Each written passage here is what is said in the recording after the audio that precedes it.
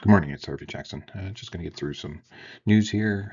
USMCA review is in Trumps and Carneys' hands. I don't know if that's a good thing for either country with both of those guys in control of it, but everything has to go through Trump's hands before any approval for sure. While Carney, he just makes decisions on his own as well. So, yeah, I saw a bit of a tidbit of how much he spent since he's been in power flying around. It's close to $1 million, and I didn't want to show it because it just bugs me a little bit too much.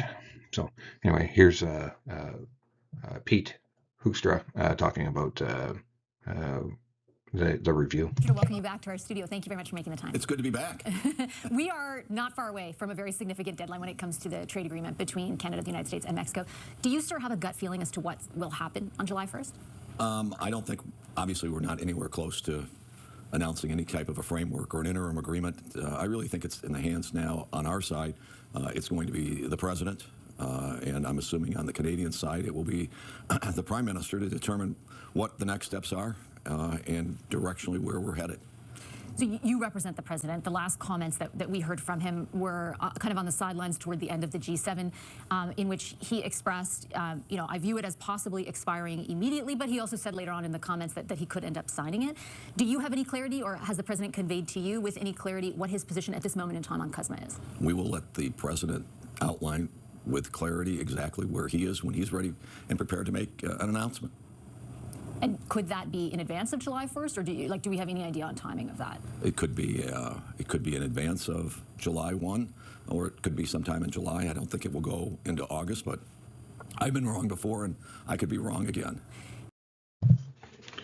Yeah, I guess no answer is an answer. U.S. Iran in odds on nuclear inspections, frozen assets in deal to end war. Tehran.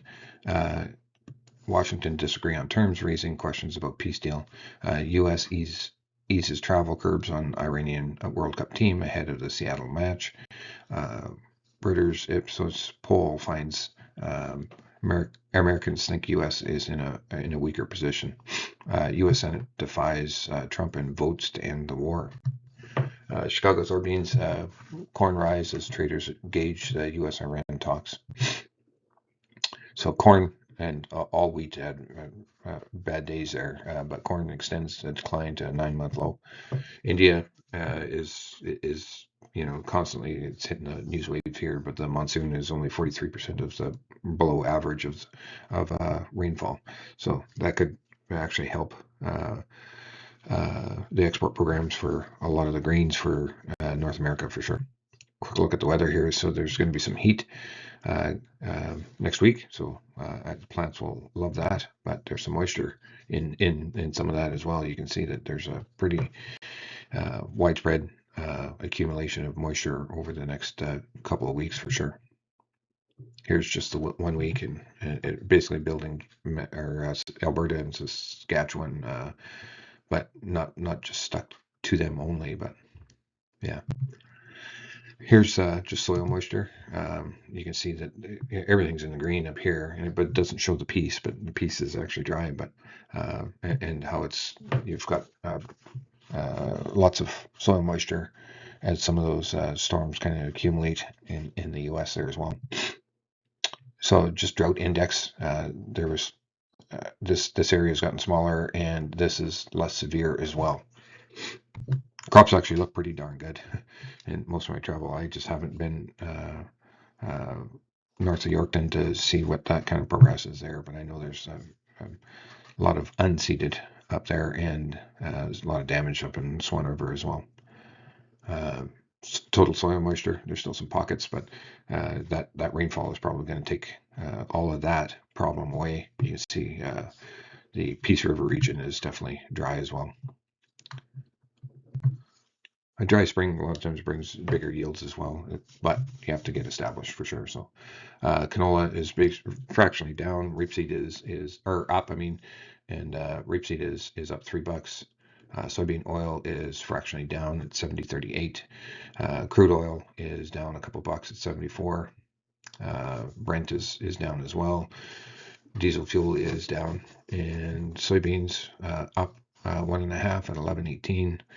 spring wheat, with its bad day yesterday, is that's on a bounce at 3.5 cents higher. Your red winter is 1 3/4 cents at 6.20. And I had a conversation with one broker, and we were talking about doing some spread plays there, just to kind of take advantage of the spread negative that doesn't usually stay very long, where Minneapolis is trading lower than Kansas, but there's always caution in any of those kind of trades, but it just doesn't stick around for that long usually. So, and I say usually, it's not for certain, but and the Canadian dollar is down again. It's a bloodbath on the Canadian dollar, and it's really just adding fuel to the inflation, because everything we buy is basically in US dollars in Canada. And if our Canadian dollar just keeps on getting cheaper, it just gets more and more expensive. Like fertilizer purchases, even with the fertilizer prices going down in NOLA, it's actually hasn't equated to the same drop that the urea prices in New Orleans went down, because the Canadian dollar is falling apart as well.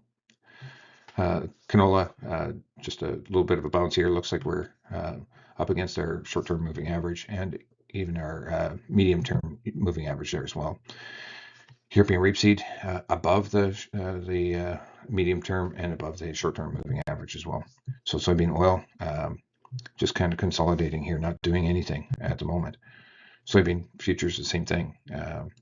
Just kind of trading just above the short-term moving average, but below all the other indicators, short, medium-term moving averages. Palm oil retraced off of that upper end of that channel and trading red. Crude oil, we're getting awfully close to trying to fill that gap. Don't have to move very far, and we'll be filling that gap. Diesel fuel futures, long ways, but you got to remember this is a seasonality where there's more freight getting moved in the northern hemisphere, and diesel fuel tends to be higher than it is in the fall, and then it moves up for the eastern seaboard cold weather as well. Gas, same thing. Here's your Canadian dollar, just a quick look. I did add another line in here to try to take advantage of some of these highs and low. So that would take us down to 70.2 if we're going to fall apart there. So another just 0.3 cent of a cent. Here's the US dollar index. It's trading well above the US dollar index. So the next area would be somewhere around 102. And euro is falling apart as well. You know, Stalmer basically quitting and putting that up for another election there as well in Great Britain. Now, this is just a zoomed out view of hard red spring wheat. That terrible day that we had there, but it took us all the way down to the 61.8 retracement value. And same thing with Kansas and Chicago. And if we look at the wheat, or the corn, we're traded through the 61.8, and if that continues, we could see maybe a bit of a hold here, just below the $4 on the next retracement value.